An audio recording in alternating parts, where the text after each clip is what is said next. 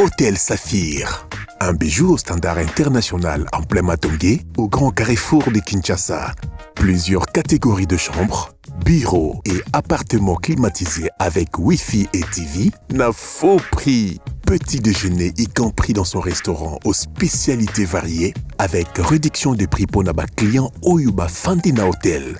Un ascenseur ultra moderne disponible en permanence 24 heures sur 24 vous amène à tous les niveaux. Yaboina Matongé et Salaté. Notre adresse A4 Ikelemba, quartier Matongé, commune des Kalam. Téléphone 084 710 99 99 081 600 8000. Hôtel Saphir, beau cadre, bel emplacement, bon prix et beaucoup d'avantages. Bienvenue à tous. Cybercafé Benlo Beach à Sololier. Voyage no Canada, pe États-Unis d'Amérique et fungwami. Talaba visa bebo. Ndeko, bengisa mwana. Mwasi, pe bandeko na yo nyonso oyo otika. Occasion unique yangoyo. Na ya Congo, bana ya Kinshasa, topesi bino mbote, ezalinga ndeko na bino Benlo Beach, ba Cybercafé Benlo Beach.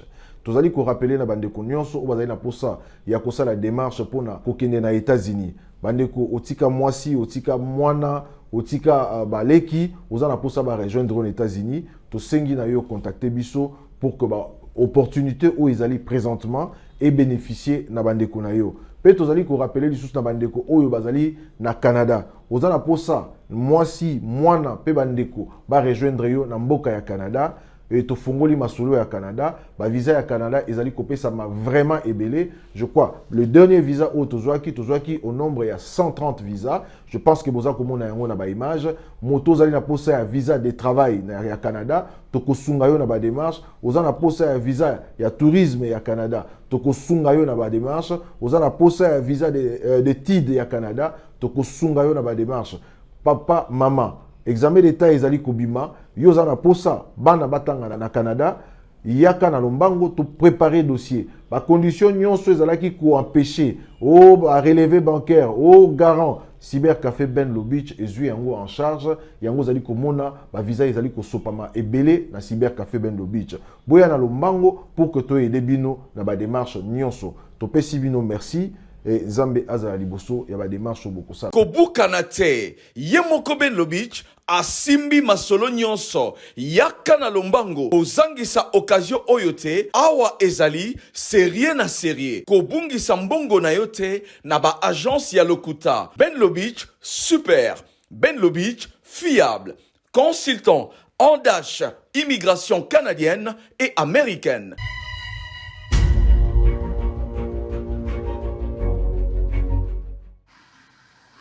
Mbote Nabino, Balandignon sur Bosolo Télévision, la première chaîne au cœur des investigations, Bosolo Télévision, Lopango Mokote sans Bosolo, Ndako Mokote sans Bosolo, téléphone Mokote sans Bosolo, bureau Mokote sans Bosolo, na politique, sans Bosolo Télévision, nous sommes la première chaîne d'investigation, nous sommes vos yeux, nous sommes vos oreilles.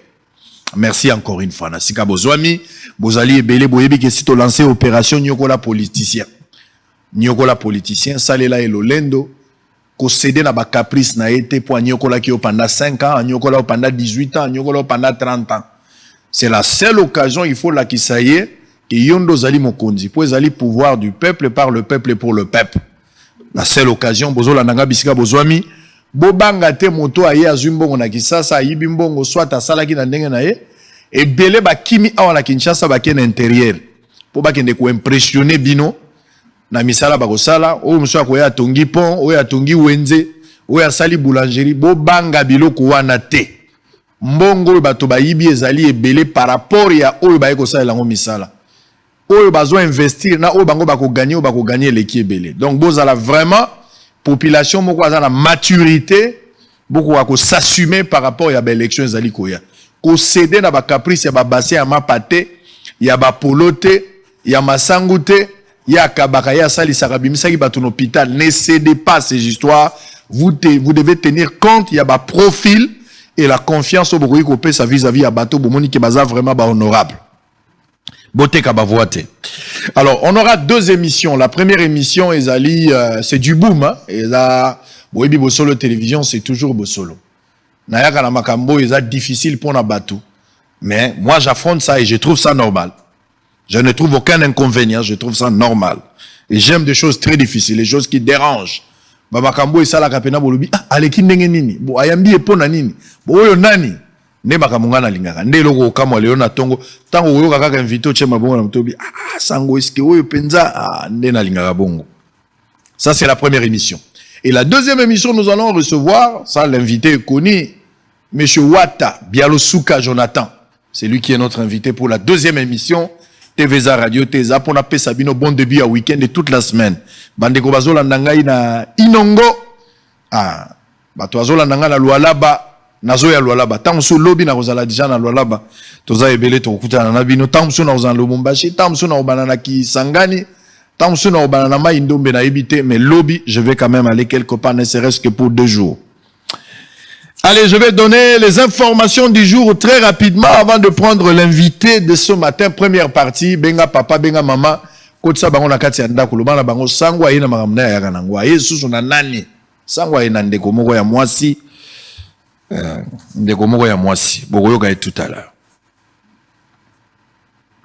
L'insécurité au Kasaï central, Kasaï oriental, pardon, interdiction de célébrer la réussite à l'examen d'État au-delà des 18 heures. RDC Goma, la louche contre le monnayage de duplicata de cartes d'électeurs. Cité dans l'affaire des disparitions de 120 tonnes de cathodes, des cuivres, un général-major des FARDC aux arrêts. Agression dans l'Est, commandant des opérations militaires rwandaises en République démocratique du Congo, le général André Nyamvumba, sanctionné par les États-Unis d'Amérique. Au Katanga, 4 présumés grands bandits transférés à Kinshasa. Kinshasa, le nouveau commandant de la PNC encourage la population à fournir des renseignements sur les criminels. Les États-Unis d'Amérique gèlent les avoirs des 3 dirigeants des FDLR impliqués dans l'escalade du conflit à l'Est. Agression à l'Est de la République démocratique du Congo, André Mbata appelle le Congrès américain à user son influence pour infliger les sanctions contre Kigali. Lualaba, le gouvernement provincial confirme l'inauguration de l'aéroport international de Kolwezi pour fin 2023. RDC, 15e sommet des BRICS, Sama Lukonde présente la RDC comme pays solution face aux enjeux actuels de toute humanité. Alors pour terminer, Goma, les militants de la Lucha arrêtés lors d'une manifestation contre les monnayages des duplicata des cartes d'électeurs ont passé nuit dans un cachot militaire. Pour la toute première fois dans sa vie, elle va passer officiellement à la télévision. Pour la toute première fois. Ndenge na yamba batu ebele ba oyo balekana na TVT mais motolo na bango ya TV bakatango na bosolo ndenge tozo kata pe motolo ya moto azoleka lelo pour la toute première fois. Il s'agit de qui sango yo pe olekisi? Ouais, sango pe alekisi. Avant la Sabine invité, on va prendre d'abord un élément. Qu'est-ce reste-t-il encore de projet du parc agro-industriel de Bukangalonzo? Et puis, tant aux zonga, ce qu'on a l'accepté invité. Invité en Boébi. Est-ce que Boébi Kombo ya Mama Mimi? Mama Mimi au ya Congo central. Au scandale, et Bimakana vice-gouverneur ya Congo central. Dossier à tout Matubwana. Mama Mimi, Mama Mimi, Mama Mimi, Mama Mimi. Est-ce que Boébi Mama Mimi? Nazo ya Mama Mimi. Laksa bango Mama Mimi. Mama Mimi yeyo. Pato bamonaki Mama Mimi te. Mama Mimi yeyo. Est-ce que bomoni ma mimi? Est-ce qu'on dit que sango azaka sango? Pour ceux qui na bosolo te motolo ba okatango wapi? Eza ma mimi o ya Congo central. Ma mimi o bazaki na problème na ba tout. O bazaki na problème na vice-gouverneur. Ma mimi ya Congo central o akenda sango. Akenda Canada. Abalaki azalaka bo ma mimi yeyo. En image, on va prendre ce dossier de Bukangalonzo, on revient après. Je vais démarrer avec ma mimi. À tout à l'heure. Au regard du débâcle du projet du parc agro-industriel de Bukangalonzo et de la saga judiciaire qui entoure ces dossiers, le directeur général du groupe de presse Bosolo, le journaliste d'investigation Israël Mutombo, à la tête d'une forte délégation, a décidé de se rendre dans la province du Kwango, plus précisément à Bukangalonzo, située à 220 km à l'est de la ville-province de Kinshasa, pour ainsi palper du doigt ce qui est devenu ces projets, parcourant ainsi un long trajet de 40 km qui sépare l'entrée de ces sites et là où sont érigés les entrepôts. Un constat décevant s'observe des mauvais états de la route qui est sablonneuse et complètement délabrée.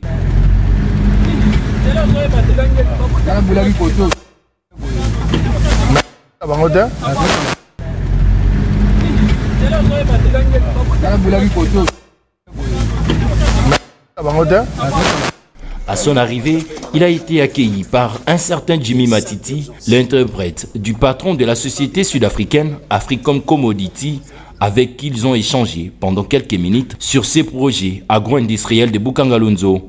Ensuite, il a convié à faire un état de lieu de la situation actuelle de ces parcs agro-industriels. Sur un total de 58 tracteurs, il ne reste plus que 4 qui continuent à être utilisés pour les besoins de location, mais un entrepôt de tuyaux de canalisation d'eau qui sont restés comme ça et d'autres sont volés ou emportés. Dès là, Israël Mutombo a pu voir quelques tracteurs complètement détruits et d'autres qui sont restés que des épaves, y compris même le moteur qui sont irrécupérables. Certains politiques. Oui, et là c'est la question de savoir par quels moyens ils les ont pris. Qui les a autorisés? Qui les a autorisés. Ils ont récupéré pour du bon ou c'était par location? J'ai ouï dire que c'était par location. Maintenant, qui a signé? J'ai appris que c'est plus d'une année qu'ils ont... Plus d'une année. Alors, c'est là où ça fait aussi mal. À cette occasion, Jimmy Matiti révèle que certains dignitaires et les acteurs politiques continuent de garder jusqu'à ces jours ces tracteurs alors qu'ils avaient loué cela. Il y a la chance de survivre. Celui qui n'en a pas meurt pour toujours. Il y a certes, vous voyez par exemple ces véhicules. Si vous devez regarder, il n'y a pas de moteur. Ouais. Et où sont partis les moteurs? Pour d'interrogation. Est-ce que les moteurs étaient en panne, on devait les réparer? Pour d'interrogation. Donc un véhicule comme ça, sans moteur. Qui jusqu'aujourd'hui détiennent certains matériels qui sont encore en bon état de Bukangalonzo. Incroyable mais vrai, à l'extérieur du garage, des machines ou engins tels que moissonneuses battantes, tracteurs taffés et même le bulldozer, tout est complètement calciné, comme vous pouvez le constater sur ces images. Et tout ça c'est brûlé. Tout ça c'est brûlé. Vous voyez les tracteurs, tout ça c'est brûlé.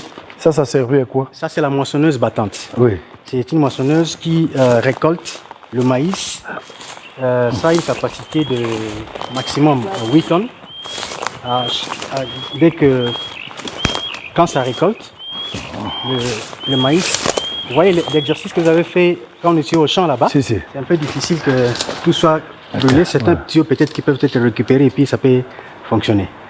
Par la suite, il a fait visiter à l'intérieur du garage. À cet effet, il accuse certaines personnes de n'avoir pas eu la volonté de bien lancer ces projets car plusieurs pièces de rechange n'ont jamais été utilisées et sont encore récupérables. Jimmy Matiti a révélé le pourquoi Africom Commodity est revenu dans ces projets. Moi, je dirais qu'il n'y avait pas une volonté de la part de ceux qui ont eu à gérer le truc, parce que nous avons tout ce qui est comme pièce de rechange de tous ces matériels qui ont envoyés ici. Dès là, Israël Mutombo a pu visiter un magasin central où sont gardés jusqu'à présent tous ceux qui servent de pièces de rechange, engrais chimiques, des semences traitées, des extincteurs et tant d'autres choses. Après ce constat malheureux de ces projets qui a coûté des millions de dollars américains à l'État congolais, la justice congolaise est appelée à tirer au clair cette affaire car c'est l'argent du contribuable congolais qui est parti en fumée et que tous ceux qui sont cités dans cette affaire puissent subir la rigueur de la loi pour que cela serve d'exemple à des générations futures. Très bien, merci beaucoup. Alors on va démarrer Boza Ebele, liboso ba TV na bino, boza na Congo central, na Madimba, Mbanzangongo, boza na biso na Matadi, boza na Kolofuma, na pesi bino mbote. Bandeko bazona na biso pe na Lubumbashi, boza na Goma, na Mbandaka, boza na Chikapa, partout na Congo central, awa na Kinshasa, na Londres, na Paris, na Belgique, boza na Allemagne, boza na biso na Düsseldorf. Je pense à mon frère Fabrice, place à na biso Kashisha. Que Dieu les bénisse. Alors, nous sommes en direct avec Mimi. On va démarrer Bosolo. De Paul Béa, Sokola Matoyi, Bosolo Yango et Bandi avec Maman Mimi. Christian Chichiku, Bolimbo Yoka Mimi. Mandeke, Papi, Yoka Mimi, Mimi, Azolo Basiko. Boyoka et Didier KMB. Allez, on va démarrer. Je pense que Maurice Eombo est d'accord avec moi. Maman Mimi, Mbote, Boye Bolam. Mbote Papa Sango na sepeli na ndenge boyambinga wana plateau na bino. Pour la toute première fois, na vie na yo la télévision. Depuis Makambo à 2019, effectivement, Ezamba Liboso na le canal plateau télévision awa na mboka na biso RDC. Très bien. Yone ma Mimi. Ngai Mimi Muita Enquêta alias Mama Mimi ndenge bato nyonso babengela nga na kati ya Congo awa na bato ya libanda bayebelinga na Mama Mimi. Très bien. Bato muso mamoni yo pour la toute première fois. Yo kombo na yo leki yo na munene parce que kombo no ekenda ki penza moi makasi mingi par rapport na yo. Mais d'abord to yeba Mama Mimi azanani apa ne babenga koka Mama Mimi to kokota na ba détail na bengi yo awapo to lobayo. Il faut to lobayo lelo to tirer les choses au clair. Mais avant que to komanango bato bayi o bato bayebite yo. Mama Mimi aza penza nani? Mama Mimi azali mwana ya Congo RDC Kinshasa na botami na Kisangani na papa na ngai azali vivant mama na ngasa tiki biso na depuis 2020 nazali mama bana misatu Rafaela Rizel na Lamine bango bazali banda mboka na papa na bango papa Jean-Yves Kiamangana obayibi na kombo ya VV. Alors nazala entrepreneur nasala ba faire na ngai na entreprise na ngai nazala directrice générale ya Tobis Trading Agency. Ezali import export na badari alimentaire awa na kati ya mboka na biso. Pona niveau ya formation na ngai na sisi ba classe na ngai awa na Kinshasa nazana diplôme ya pédagogie ya Athénée de Victoire. Après na ke kotanga na Afrique du Sud kuna na ekozwa diplôme ya high technologie donc anglais na informatique na aussi sawana na vanda susu na Kinshasa muke na continuer ba faire na ngai awa. Après na continuer classe na ngai na Canada na kei na Québec na université de Laval na ke banda kuna na sciences politiques. Tangu na exceller ba tinda nga na université de Montréal où ezali parmi 100 ou 200 universités mondiales où ebani réputées ya makasi ya kati ya mokili mobimba. Na kozwa diplôme spécialisé na sciences politiques et puis na kozwa ADS na administration sociale et publique pe na kosa sous maîtrise na ngai na administration sociale na qui retenu comme conférencière na université de Montréal. Na ndenge ti na kosepela kozonga na mboka na ngai pour apporter la plus-value par compétence nanga union sur nazwa qui kuna professionnel et puis personnel pour contribuer na mboka na biso pour na tala ki ke maile nyo surtout na ekozwa wana na expérience surtout wana bango kuna basi ba komi avancer mingi malamu nazonga na mboka na biso esika oyo ekoki ko salisa pour na tomekana ko tombola mboka na maile ndambu biso surtout nde balobaka apporter sa pierre dans la construction de l'édifice nde yango nazonga ki na ba compétence nanga awa na kati ya RDC pour na komeka ko tombola mboka na biso na ndenge na ngai. Ozoi mokano ko zonga na mbulani.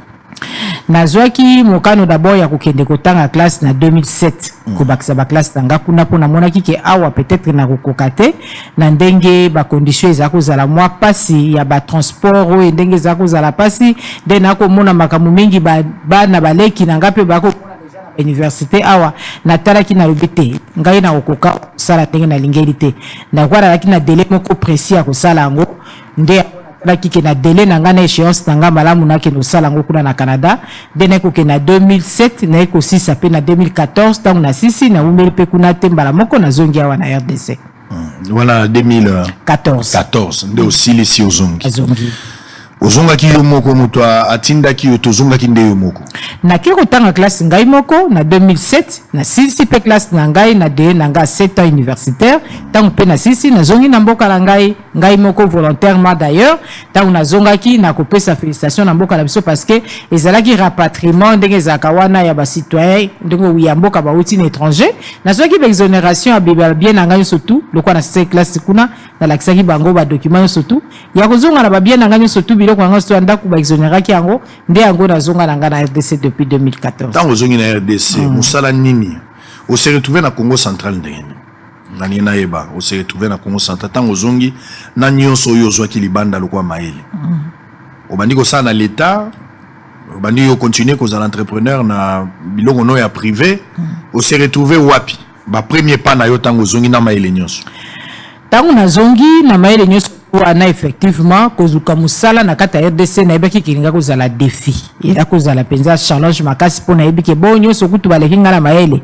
na ba diplôme nyuso ba nango bazana na misala te e bongo même ngasoki na ye na kozwa musala ngo facilement ndenge nini donc na yaki nanu koloba bon nga banano na ba faire na nango yanga moko muke pona meka koyeba ko survivre olena bi pesa na makambo ta mususu bala basi mususu baluka ko mi pesa ko sala makambo ezangi tina koteka nzoto na bango pona kozwa mbongo na bakite na luka ko développer bambongo kako muke na yenango po meka ko pesa nga moya ko survivre nde yango na bandaki na luka na ba faire na nga moko muke pona survivre nde sima nazo continuer ko luka musala nazo sala ba CV nazo tinda pe ndenge sorti bat batindaka ko passer pe ba entrevue mais en tout cas na tikala ko zwa musala te nde lokola nde nazali mundimi église kimbangiste na ye koloba bon nakena nukuna pembeni ya papa Simoki Maukianga lokola ndenge azosala musala na ekuna ya fondation parce que lingomba ekoki jamais kosala musala génératrice de revenus de balobaka mais fondation Simoki Mbangu azana droit ya kosala ba activité génératrice de revenus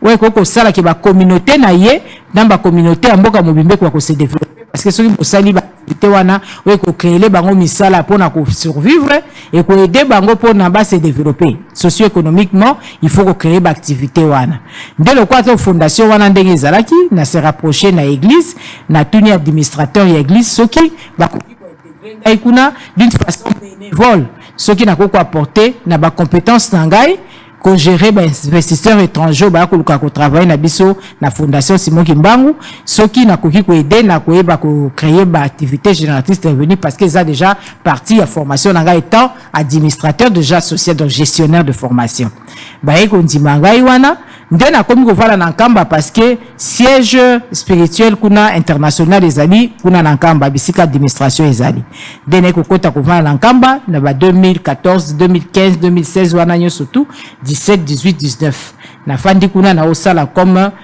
consultante na fondation Simoki Mbangu na kenda yambaka ba bato so baka kuna na ba homme d'affaires pour na kosetsa musala ya fondation total ande to koki ko développer ba communauté na biso surtout il y a aux environnants Congo central nkamba spécialement na RDC Mobimba donc musala na ko sala pendant ba ne wana ndeo ya ba faire nanga privé. Alors comment tu te retrouves on va parler de cette histoire sans gants hein, la page noire de l'histoire mais nous sommes appelés à parler pour tirer un peu les choses au clair ndenge to yambaka bande konyo so quand il y a de problèmes je pense qu'il y a la sala rango na ebité au moni bato muso ba la TV bo balati balinette pour moi batalo bien directement ezalité peut-être eza Sony bato muso bazana lisolo bayokaka peut-être ba comprendre katelo koni nezaki ata moto balingi boma apesa ke maloba suka po ami lobela po soki omoko milobeli te mutako lobela yo azalité bato muso bazo douter ke za mamimi so tali nzela mino komona ke za mamimi omoni nzela mino ya mamimi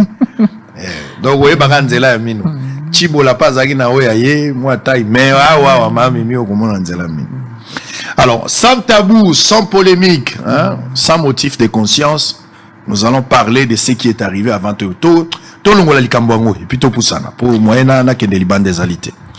Tu te retrouves comment au kenage papa bosa musana papa pesi onzela oza mwana ndako ozo apporter maele na yo posunga église ya kendali bosu o se retrouver ndenge nini na siège wana ya gouvernorat okomi wana ndenge avant to koma na likambo ekomaki yo se retrouver wana ndenge nini. OK.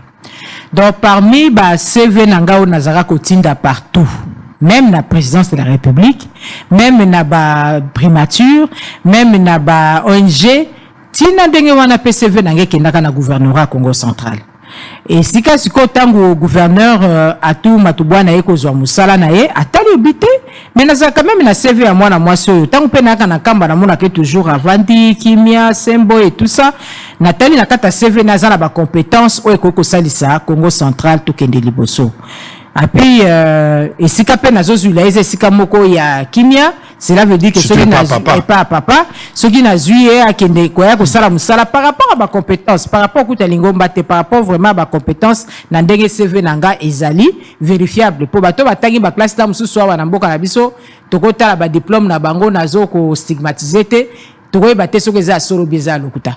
Okopesa peta mususu mwana moko a licence mukanda komata komone pamba tina suko komone komi mwa pasi mais oyo ngai omo ezali biloko eza vérifiable po ya biso ko ezaka na poto soko tie penza ke ngana tanga na université soki ba vérifier tuko komona yango soki po kosi e komi likama munene po bakoko poursuivre yo memi openga mu munene alors tanga talaki amoni ki nazana ba biloko ezali vraiment vérifiable pe fiable nde ko tanga iloko l'assistante nae anomenga assistante nae parmi ba assistant nae oyo azalaki na bango déjà liboso kuna na gouvernorat central tango ba nommé wana tuma tubwa na gouverneur. Alors, ata toyokanaki na coulisse ke tokosolola aweza direct na ko démarrer au moins muke moi bambo de kokota moi zone de turbulence pour milinga na ndako et mana moi teveza pona osalisoza pona oboma hote. D'accord. Siko ya tuma tubwana engagé le rôle assistante na officiellement par décret oui.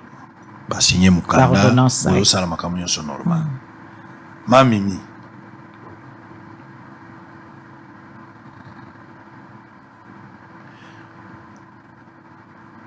moni yesu mukomsu ba ekoluka ye pona mwasi moka salaki ekobona miso abatu oyebeli solo yango te ayebeli solo wana de yesu azokoma kaka na se yesu azokoma babiseke mwasi moko awa niveau abuleli yesu yo moko soko oyoki opanza na matoi yesu azokoma kaka balobi betali solo awandi koexplike tout ça de yesu alobi oyo nano atravailla te oyo abula nano te amere obamba motu libanga de batu nyonso bakiti mabanga ntango mosusu ekomelaki yo kaka nde ozwi courage ya koleka na tv bato mosusu mpe baza na situation lokola yo baza ebele mais peut-être bayebi bango te peut-être kobanga peut-être bakoloba te alors que mwasi akozala na kasho ntango molai te il faut abima mpo eza badroit na ye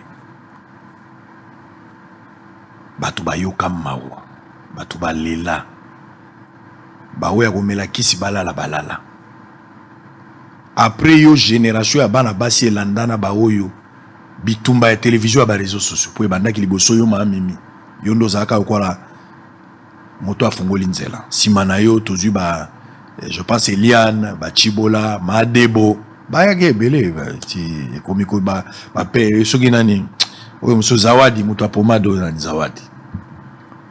Qu'est-ce qui s'est passé au juste na motema no mobimba oza kimbangiste abomba raté so po bombi na koyeba pona obeto biloko moko ekomisoka.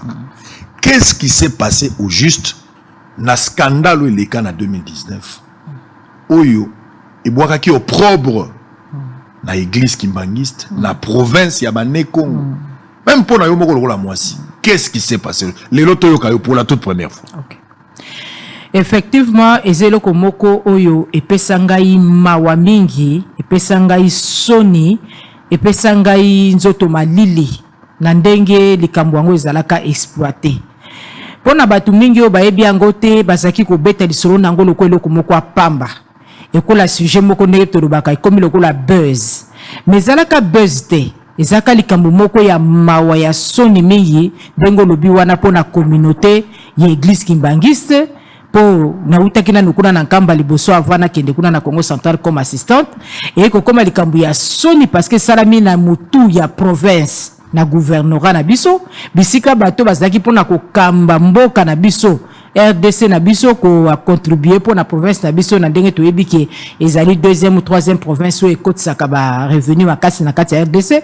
Il fallait neto tombo la province na biso kende liboso biso na kokota na pouvoir to bandi na kata makambo ba scandale wana ngala kokoloba buzo bo to kokoloba nango fierté ata mukete.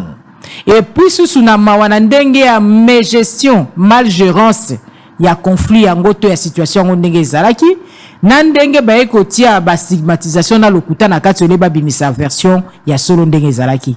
Mais likambo ezali wana ndenge tuninga effectivement eza devoir de conscience soki leo na koleka liboso na télévision pas baté parce que batu mingi ba interpréter ka ndenge balingaki surtout na ba réseaux sociaux na monsieur tout le monde sans koluka koyeba vraiment ba intellectuel ya boye ba kondi ya boye na sommet ya l'état na sommet ya mboka na sommet ya province ba kokoma tina niveau ba kende ko se ridiculiser ba ke komona na bango na bateni da donde to kokolo ba kolongola ba bilamba mitaka na ba ndenge nini mama mimi wana yebani na ete bon to akaka komona e peut-être na lingomba na église na bango to koleka na ba télévision kolobela bakambo ya basi e komi ndenge nini akoma mele na likambu ya scandale sexuel ya munene boy et sala tellement ngai pasi na niveau moko boeti lelo 5 ans après résultat na lobi ke na ko sala musala na nga moko ya ba faire ke lelo na koko zo musala sous nulle part po muto so komona mama mimi akomona scandale sexuel muto akomona mama mimi alobi ako scandaliser nga ya wa ko sala nga piège ako filmer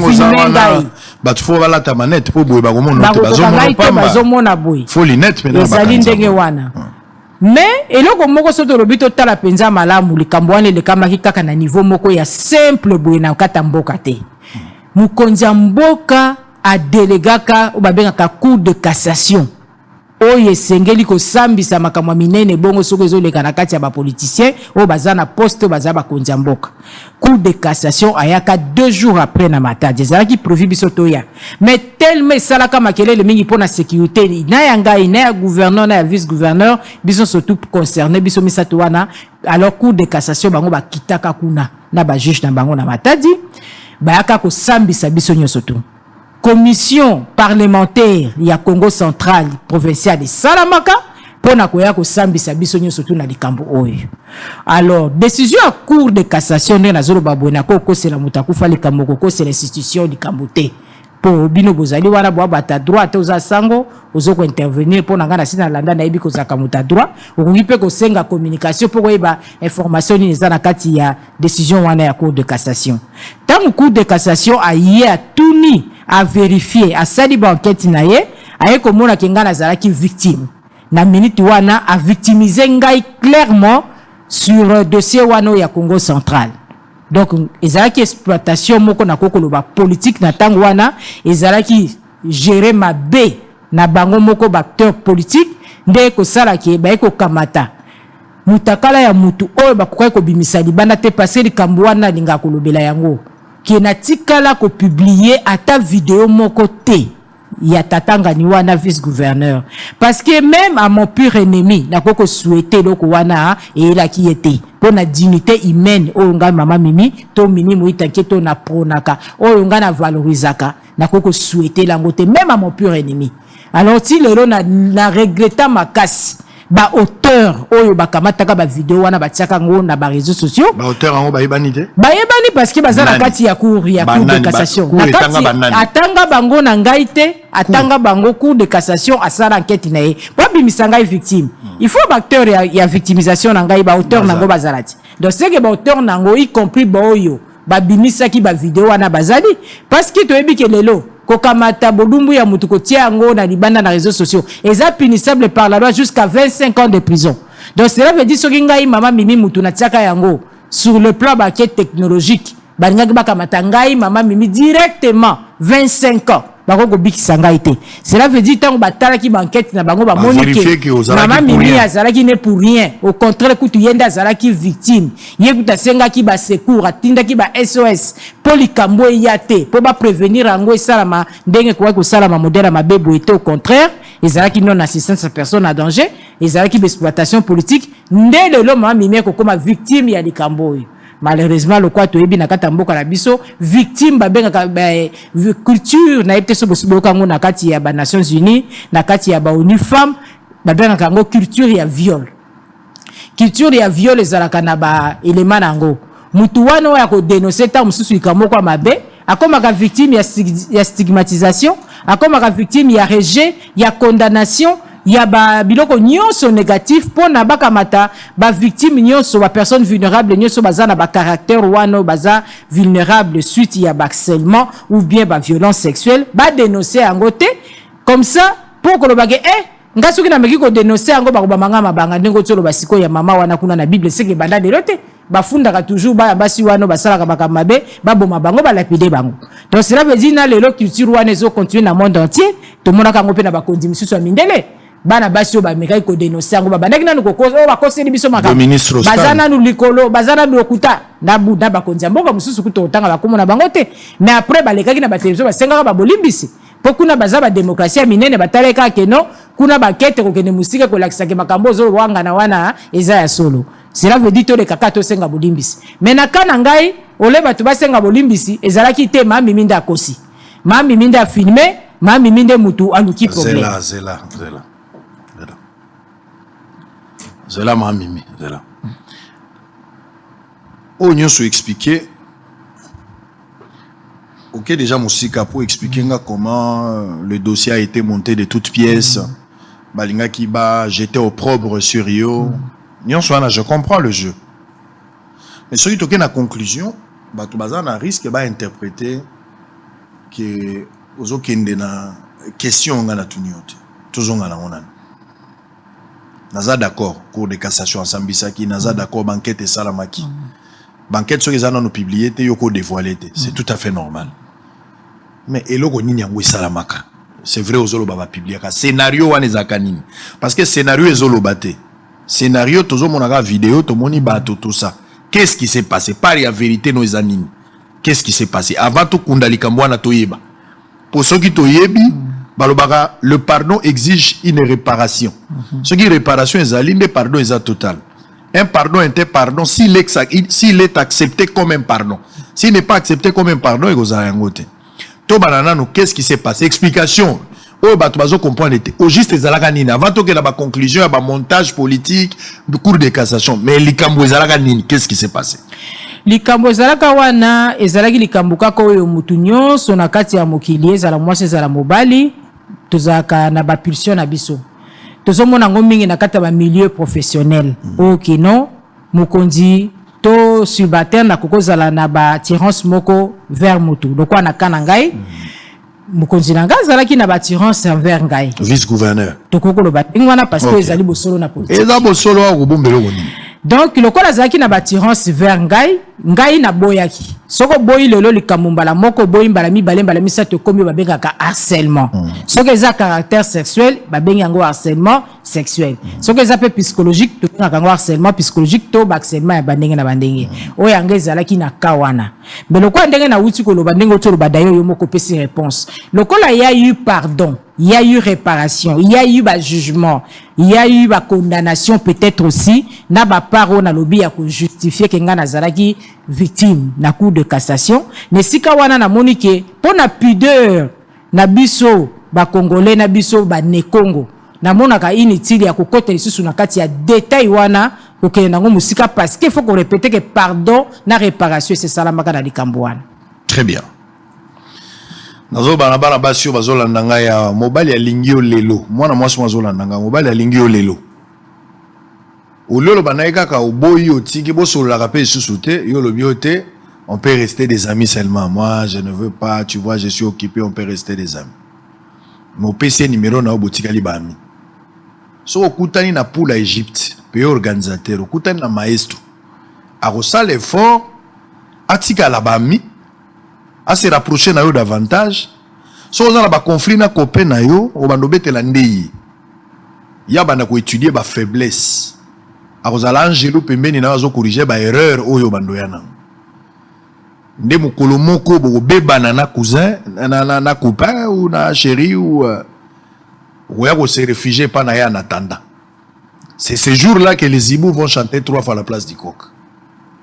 Ya ko yibango après kosala bolingote lokola kombi etondi ozoyebisa moninga ono kota telema kaka muta okita na rond-point ngaba avec espoir que muta okita mais bokomi na rond-point muta kitite boke monga fula bakomi batumi bale bokomi na charge okobela liboma pampa bana basi ebele nazo ya mbawa bazana ba problème ya makambo etali harcèlement sexuel ezali ebele mosusu eza na régie des eaux mama moko ayaki azolelao na yambie na biro bokoyoka ye mikolo eza koya Pamesusu bazo menacé bango so lobi to koboma yo. Moto muso azo menacé so meki na kotia musiko kene makala. Bamesusu pe bakanga bango bazana ba prison alors que bango bazaki na raison. Mwana mwasi kobanga te. So kozali victime a modèle wana yaka na bosolo. Yaka na yo ko atako yoka. Moto wana azala pomba, azala politicien, azala ministre, azala soda, azala journaliste, azala nani. Soka zo menacé sur le plan sexuel yaka na yawa. Yo yaka ka kofunda ye. Otala nini na kosala pona mutu wana. Bolingo za la besoin mundu kite. Bolingo za tellement tendre. Ozana obligé ko komisa mutu na ba contrainte te po alinga yo. Bolingo zo loko utaka na motema. Bolingo za oba mona kateza ozo yoka. Ozo mona za philosophie. Ozo yoka nde bolingo. Pe bolingo soko za nango. Bolingo za na besoin d'explication. Quand on aime, on n'a pas besoin d'expliquer les gens. Soko lingi mutu te nde explication ezalaka. Soko lingi mutu. Ogoza na kati ya réunion. Bo vandi penza bo téléphone sonné na kati ya réunion. Muyambi olobi chérie je te rappelle. Mais soko lingi mutu ta to vanda ndako so ba bengi okoko sa mutu na station na somba karbira. Mamimi. Finalement, peuple ne Congo ba Holanda yo. Ba bazwa ki occasion ya koyeba te ke bo reparaka likambwana. Ba bazwa ko koyeba te ko kutana ki na ba baza mikolo bo bongisaki au-delà ya justice. Ba ne Congo ba batikala ki na pasi na motema. Ba oyo église kimbangiste ba oyo ti lelo bazozo kapona likambwana po ba yebite contour à réparation oyo salaki. Ozo yebisa bangoni. Na koloba na bango boyo limbisa ngai lokolo olobi kezali kamuna biso ba ne Congo na kokota na monoko wa mboka. Loba na Kikongo. Batata ba mama ulemvuka. Dodo kolo batata ba mama bangwankazi ulemvuka. Ulemvuka mkumbwa nse e mwanda velela. Ba comprendre ba ne Congo sika bazali. Kezali kamumoko epesa kibiso soni na pasi. Kosenga bolimbisi ezaka te parce que ozalaki na tort. Lero nazo senga bolimbisi pona kolakisa humilité na ngai na batata na ba mama banoko na ngai bandeko na ngai oyo bakaki soni na makambo oyo bakaki mabe. Pote bakoka kolimbisa ngai balimbisa biso nyonso oyo tozalaki impliqué na likambo oyo. Tokoka kobosa na yango tokende liboso pour province na biso kende liboso. Très bien, merci. J'espère que Ezalagi très sincère n'a pas réellement mimi à lobi akoye koloba Congo central entre moto ya yibimbongo ya province atongi bandako na lolendo na mwasi ya uti koloba boye na motema na mobimba nani babeta mabanga politicien moyibi to mamimi po mamimi asengi pardon asengi te po ye moto asalaki mabe mais asali po na soni o ekwelaki Congo central soni o ekweli église kimbangisi soni o ekweli ba mama soni o ekweli ba congolais yeyo asengi bolimbisi Brana malobaki soki ndeko aye asengi bolimbisi epa na yo kanga misu bondela po na ye esile soki oboyi charge komi epa na yo mamimi a fait sa part le reste komi kabuyo mtozolanda biso. Un pardon est un pardon s'il est accepté comme un pardon. Na lingi tozala consciente le roi population en Congo, Congo central en général. Moi sur yo tala maele abimisi ya natanga bo. Et le maele nyonso ekendeka na pamba. Boko le ngambo oyo bato muso baliaki manga mino esalengai. Botika mamimi to bosa na oeleki to continuer liboso. C'est ce qui est plus essentiel. Bokangaki vidéo ya mamimi te azana na vidéo na bolumbu no ezalaki te ata moko te tikala komona te et tikala kozala te mami bi asalelaki pomade te makambo emonanaki boye te quand même moi lolendo ezali aza mwasi oyo atangi tant to banda koloba tozoloba na mosika lokola tozoye mwasi moko balabala mais c'est une femme qui a étudié et une femme aza na ba compétence mingi bato ko protéger ko pesa sous chance na société bango ba continuer ko vivre. Ce qui est plus important. Vie chrétienne eza lokola combat ya boxe. Elle moko zo likofi okoyi, ce qui compte eza kokoya te. Attitude na yo après kokoya, il faut telema okende. Pranam da lobaki. Ce qui o telemi OK. Soko boyi ko telema c'est ton problème, de ma be komi na place wa. Maman Mimi. Deuxième partie, on va terminer. Maëlle nyonso yozui. Na yebi ko zalaki silencieuse à un moment. On a qui affecté 5 ans durant au pays. On a qui sauté. Au Canada, on a eu une période aux États-Unis, mais aux autres Tambola. Période où nous sommes à Brazzaville, période où nous sommes à Bala. Libala, le domaine moko privé, na osepela kolobango na médiate. Très bien. Mais na lobia watang to vato bataki bazana papa. Na pesi mbote sika zali kuna papa Jean-Yves Kemangana bateta. Alors, wana de papa langai d'ailleurs opena kolobaki aza papa moko courageux parce que kondima kozwa mwasi oyo mokili mobimbe bami mabanga na degré oyo charge oyo ya ko assumer ba injure ba stigmatisation nyonso ezana ye na libota na ye mandimi kozwa mwasi ya boye ngai eza kopesa courage na bapapa pe mingi ya biso ya RDC boye bazomona ke basi bazali marginalisé peut-être na niveau wana bona ko encourager pe basi te bazoko ko exploiter pe makambo yango alinga sala base na ye alinga sala bêtise na ye aluki a créer situation ake ko filmer tata batu ake ko sala lobi likambo boye po alekisa muta batu na télévision asambwisa muta batu wana nde nazo condamner mais boye baza vraiment ba vraie victime na kosenga ke société akoka kozwa bana basi wana en charge pona ko accompagner bango comme il faut ngai lelo peut-être ndengo lobi wala na ko voyager nazo mata nazo kita nazala papa lelo alinginga azo soutenir ngai et bongo boy bazungo luwana te bazali wapi lelo CV baby oye c'est baby penza oyo kutu peut-être bazala ba diplôme te bakota lokwa ngai compétence tengo zolo baboye mokonza mboka koko landabité azape na compétence lokwa aza marginalisé boye na zape na domaine moko ki paka ba mama boye na ko zongise na ko tiena musala et bongo boy bazape na misala te o batanga pe ba classe te na domaine wana pe faut ko soutenir bango po ba foi mingi rejetaka ba mama bongo au moins tina kata ndako ba bengani penza na libala bazuna bana na ye ba bengani ye lokwa ba victime baza ya ba violence sexuelle na est kuna na bitumbo lelo de tozo sala lelo balobi ki la RDC viole commis arme de guerre pona nini eza parce que bazala bezo ba kotira biso ba ingrédient mabe na kati na mabota la biso poto bota bano bazali na bango ba lien de sang na ba lien de sang wana lobi kuna ba kozala beaucoup plus de solidarité ko salisa bato ba botemi na bango ke biso bato ba kolomboka ba autochtone nde sika wana bazo benga na bana basi wana na kati ba foyer na mabala na bango na kati ba communauté na kati ya société bazo kendwa pitako bazo benga na bango ndenge wana eza problème moko ezali munene na kati mboka il faut ko zwango au sérieux pour ko empêcher biso basi nde bazo loka parité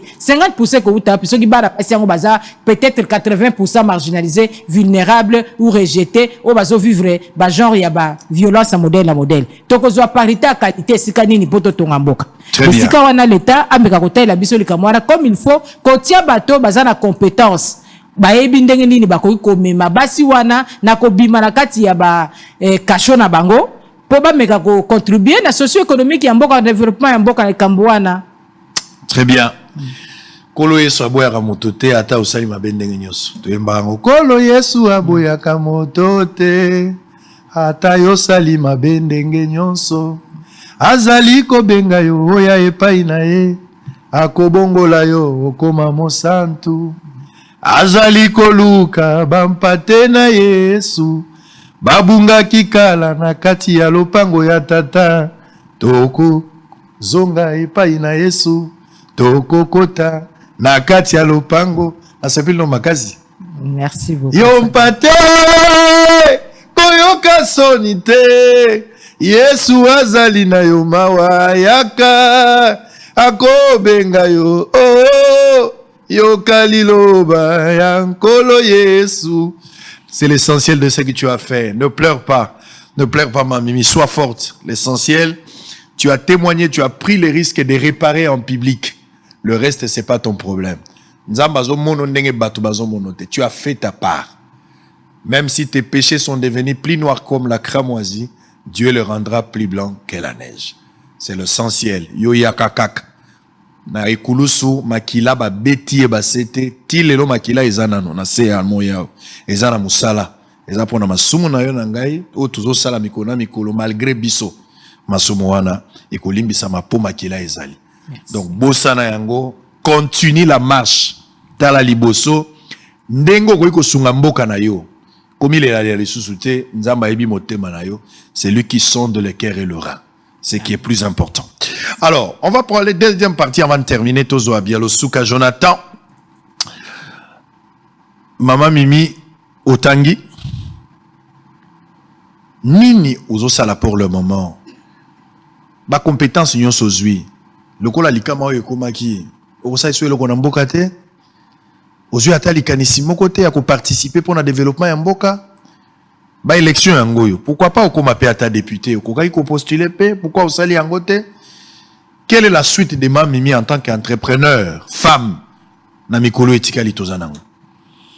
Ezali ndenge wana soki botali malamu na kati ya ba slogan na ba kombo ba pesinga lelo ba lobi mama Mimi le symbole du courage. Parce que malgré makamyo soto eleki na kwei na telemi na seti ndengo lobi na lali na seti na telemi. Nazo continuer ko sala. pona kosala na mboka na biso politique oyo ngai na yekoli na oyo namoni ke tokoko tongela ngo mboka ezali politique oyo balobaka oyo egeraka ba institution.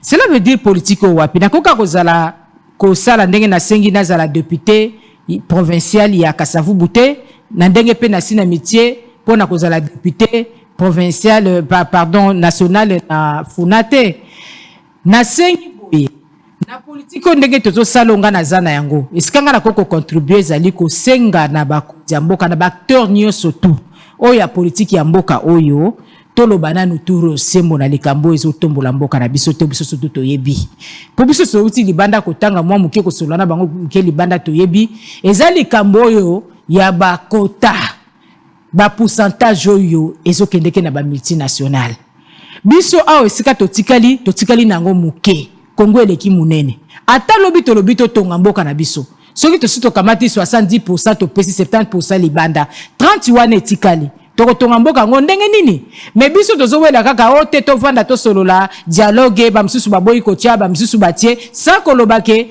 ngala lingi ke Congo ke liboso to solola na bato yo nde il faut bazongisela biso nanu ba pourcentage ebele wana bazwi po biso permettre biso to koka kosala ngo redistribution ndenge balobaka na mboka donc yango wana na tie candidature na ngai na députation nationale na Funa et puis na tie na provincial na Kasavubu po eza sika kuna nde mutu na botami pe na koleli tango wana ngala koya na masolo wana na koya kofinga muninga na nga député te na koya kofinga muninga na nga politicien te na koyebisenga bibiso ba politique elinkolobake to ye ko l'ensemble to vanda politique ko tambwisa chaîne wana bosolo eza nini politique ko tambwisa hôpital wana mama ye mo eza nini politique ko tambwisa par exemple libala na Congo eza nini politique ko tambwisa ba orphelin eza nini politique ko tambwisa biso ba politicien eza nini ndeto zuba politique wana to proposer na mboka ke politique biso to moni ko tambwisa mboka na biso malamu ezali yangoyo alors biso surtout to tambola ensemble pona kolukana nu solution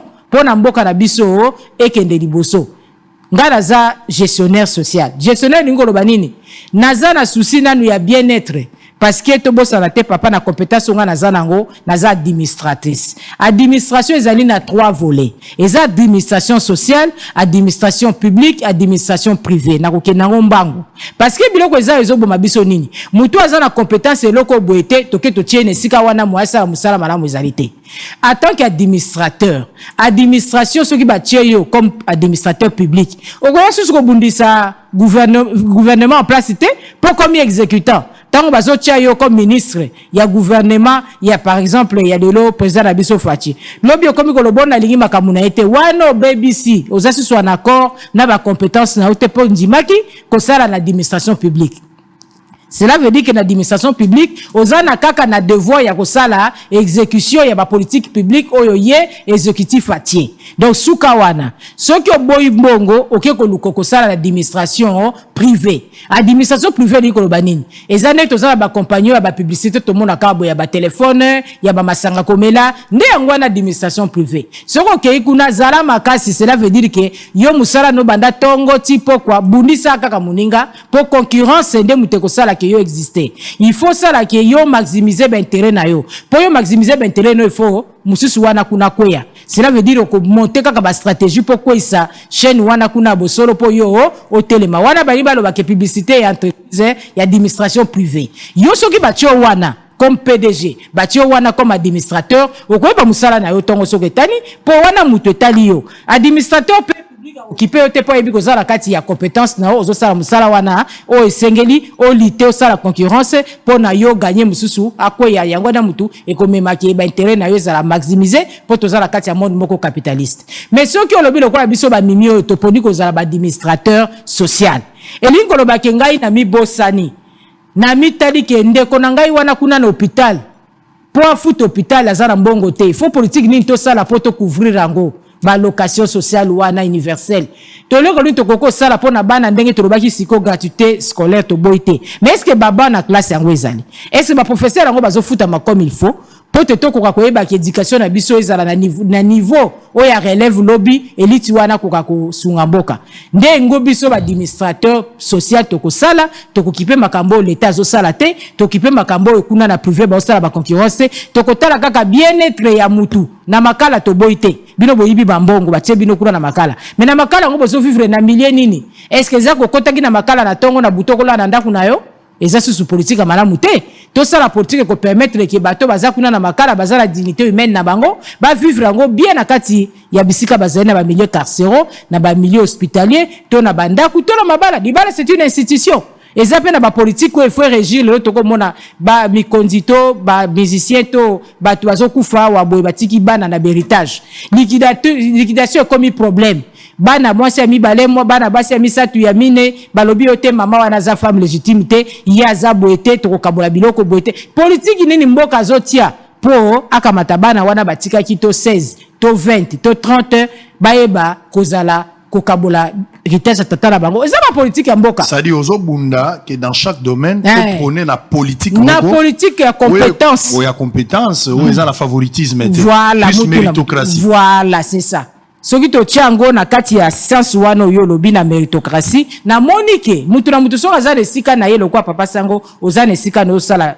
na bosolo na politique au moins te kozalo na bagante poza à l'aise parce que oza sur na compétence na makambo zo salela mais bisanga so bachakinga mimi na place non ngaki na kokaranga ite donc mais bachenga quand même po ba moninga na za kitoko ba moninga na za présentable bandiko présenter mission ezali yanga ite est-ce que sika wana na kozala vraiment productive na kozala productivité donc il kamuna na moni à sa place voilà sa place ngana moni esiko ngana ko contribuer le na mboka na biso soki ngaba pesi ngai chance ya kozala na table de décision na koyeba ko continuer ko insister ne sika wana to bima na ba clivage to za na nous républicain to wela na nous république to wela na nous congolais poto yeba likamuna biso ezali wapi entre biso boko ba congolais poto yela ba poste to wela ba ministère to wela ba titre ou bien ezali na nous koyeba que congolais pour aller à lobby malamu pour vivre lobby malamu politique n'est une photo ça de l'aïe pour la garantir lobby naïe. Alors pour terminer l'issuni nous avons la femme congolaise na belle élection toujours kende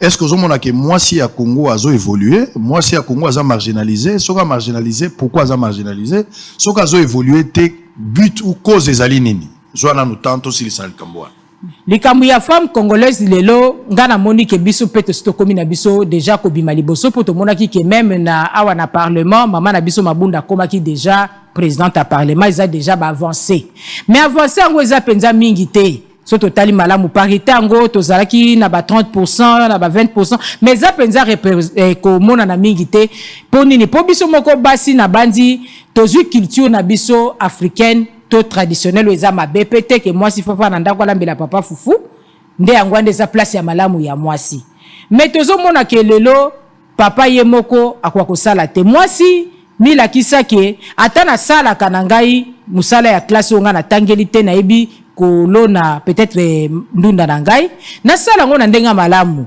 na kende kozula ngo mai ya tera setete to mai ya mabulu te pona sopaliko na ngwe pesa baninga ba microbe na luka mayo ezobi matama yango ezali pasi esiko ezobi mamoko mai moko potable pona sopela ndunda wana ezala malamu oyo po tangi classe mais ko kende pe ko luka kaka teke lokola ngana tangi classe mukena za na diplôme d'état alenga pe kaka mbala moko ifuna ko ma PDG te ndima ke ngana za diplôme d'état nini niveau nini oyo bakoko tiangai na diplôme d'état kaka pambonga na zaina ngo oyo pa za na niveau na ye ya compétence o za na ba licence na ye to azali na ba doctorat na ye akepe ko tele mesika oyo akoko zala na poste na yo za na ba compétence na ye yo mobali tango ko mona mwasi okoko loba na mwasi teke yo zaka ka mwasi zonga na ndaku kendo lamba te ndima ya za lokola yo parce que soki yo lelo zali te lobi ibana na yo yepeta mususu akoki ko boko la bango soki azala musala moko malamu mboka oyo yo soka ko bongisa soki ondima ki yepazwa poste wana boche biso bakalte ne toko koloba poto za basi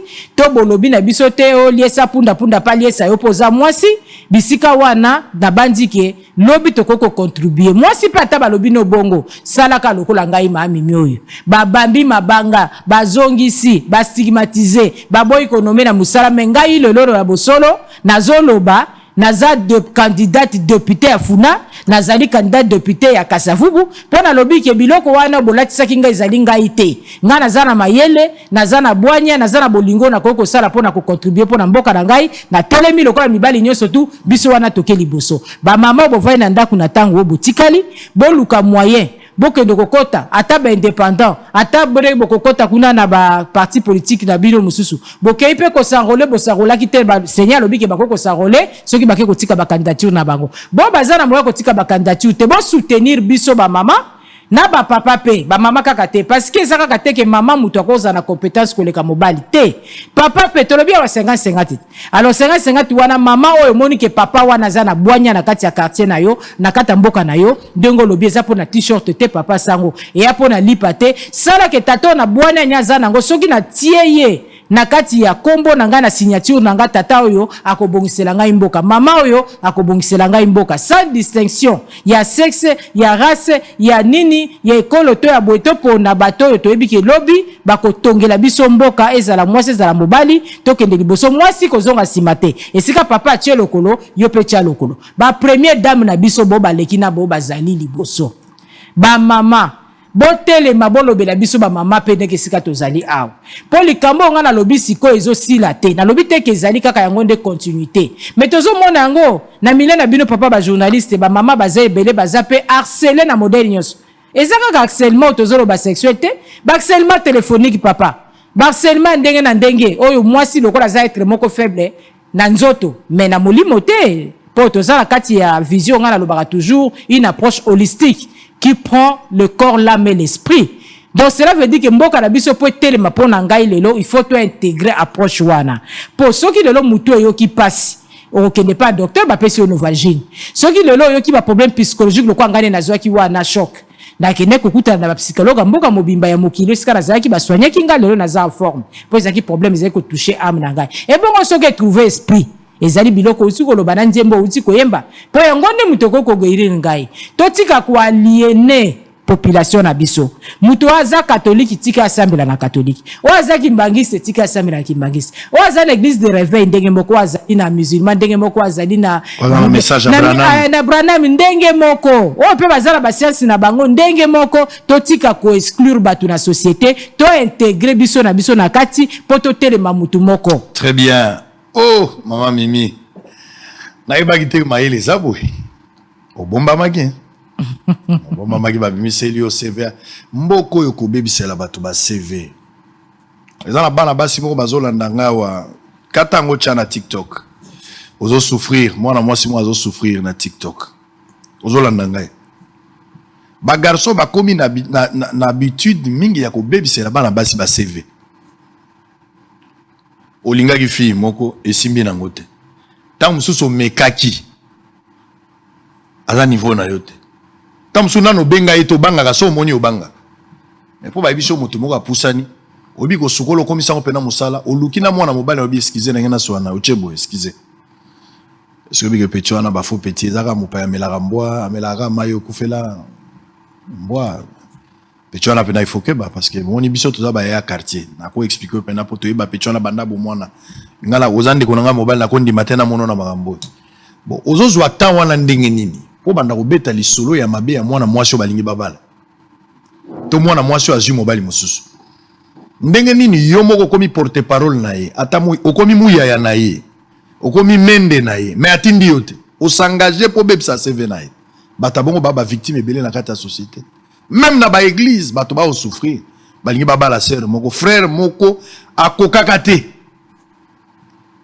Na ebisaki bino qu'il y a la part de l'homme, il y a la part de Dieu.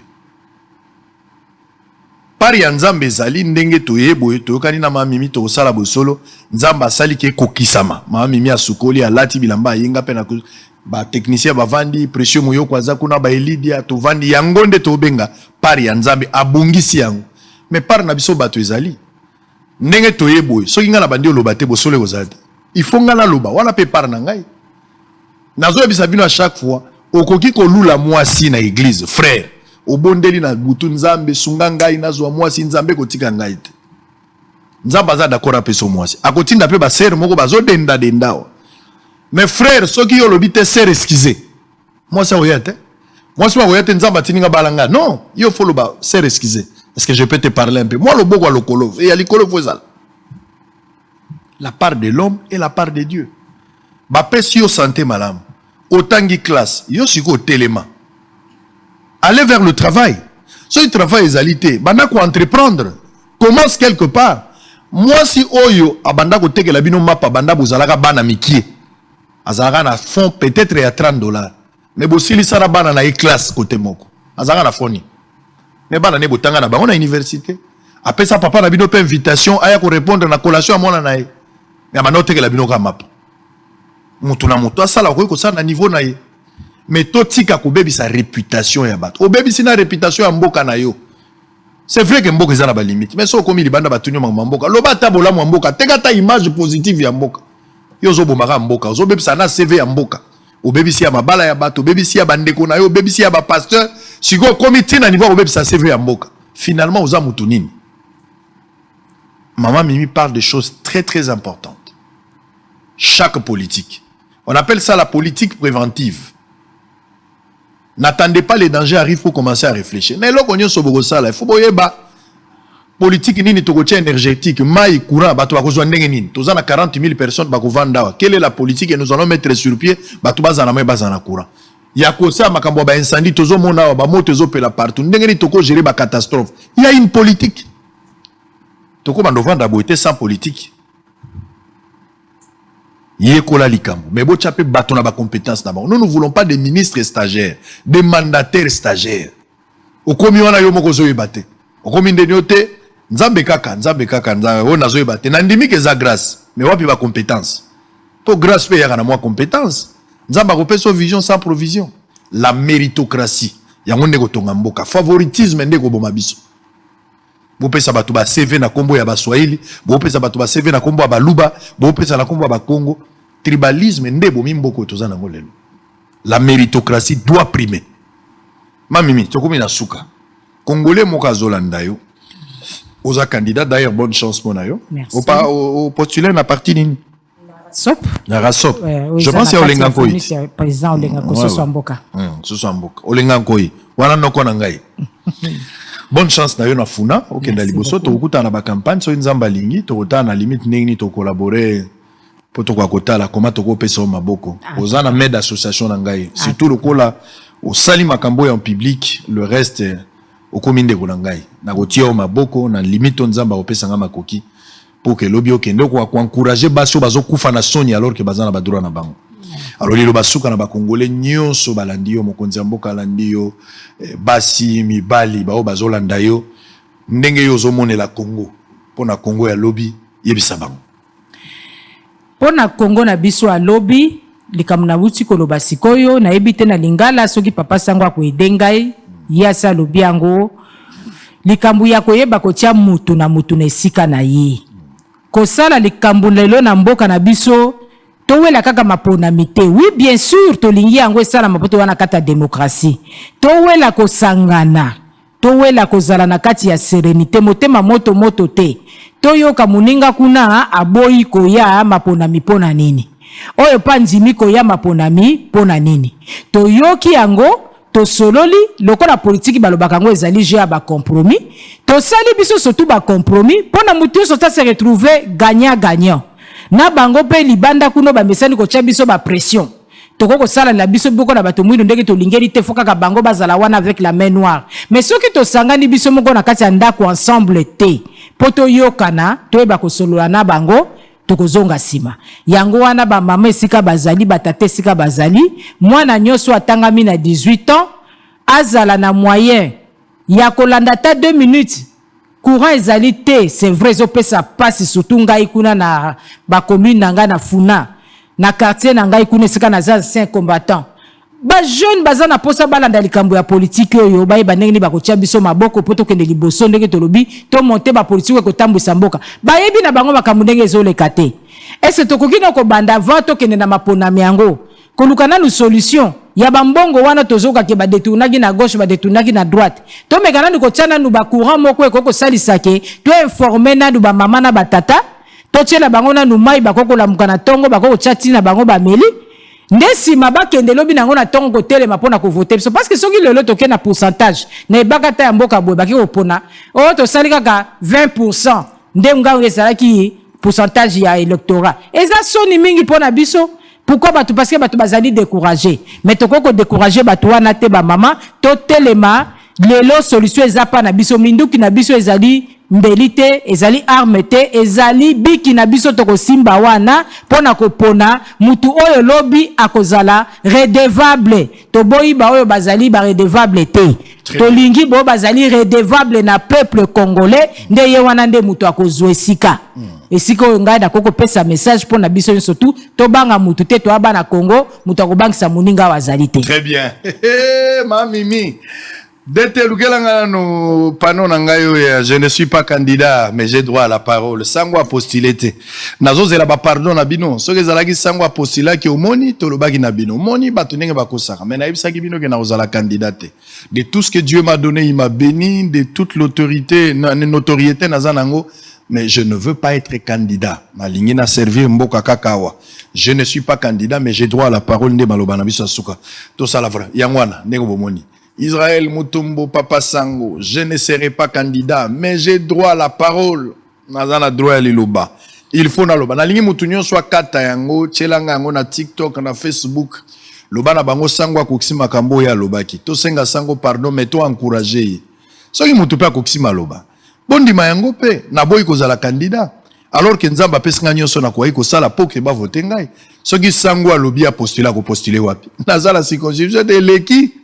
Awa soki nga na bina tchaliba na kotia pina za na place te po bato nyonso baza kolinga sango akota mais est-ce que faut bomona ngaka na politique non to tikali na musala chef de poste l'histoire est ko retenir eza na moto moko yaki na télévision ba lingaki ye pe ba yebaki mais aboyaki na ye oyo pe bakei to kuta na binoka na campagne bambodi nde ko beta makuna nde place okoyeba tu avais affaire avec tombola maboka sto sisa to sa misa na biso mama mimi muita blanc, plus blanc que neige.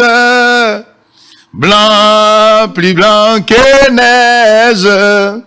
Lavé dans le sang de l'agneau. Je serai plus blanc que la neige.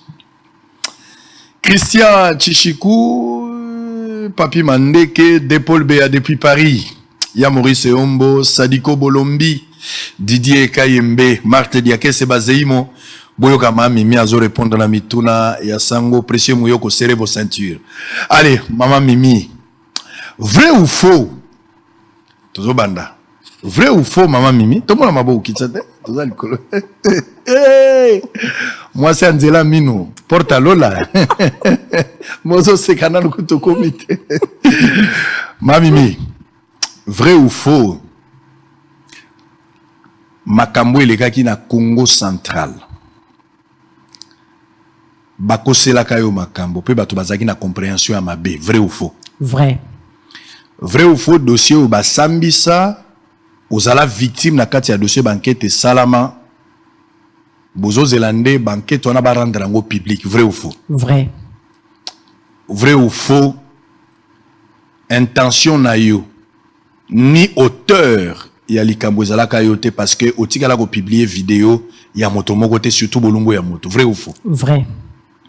Vrai ou faux? Sengi bane Congo pardon non pas pour yo sala ki likambo mais sengi bango pardon pour soni kombo no etanga maki pe na kati. Vrai ou faux? Vrai. Vrai ou faux? Oza candidat député na Funa. Vrai. Vrai ou faux? Au lobby Maël nyonso otangi ozali capable ya koapporter yango surtout sur le plan politique pour na voter ba politique eza utile na chaque domaine pour l'avancement ya mboka. Vrai ou faux? Vrai. Vrai ou faux? Obisinga ke vice-gouverneur ya kala abanda ocha olitoi. Vrai. Vrai ou faux yo boyaka na yo? Vrai. Vrai ou faux? Atuma tubwana mutatinda gayo pour que ça la wana. Faux. Très bien, Bossolo Sili. On a fini pour la première partie, on va prendre une petite pause, on va se retrouver tout juste après. Deuxième partie avec Wata, Jonathan Bialosuka, tout à l'heure après cette petite pause. À bientôt.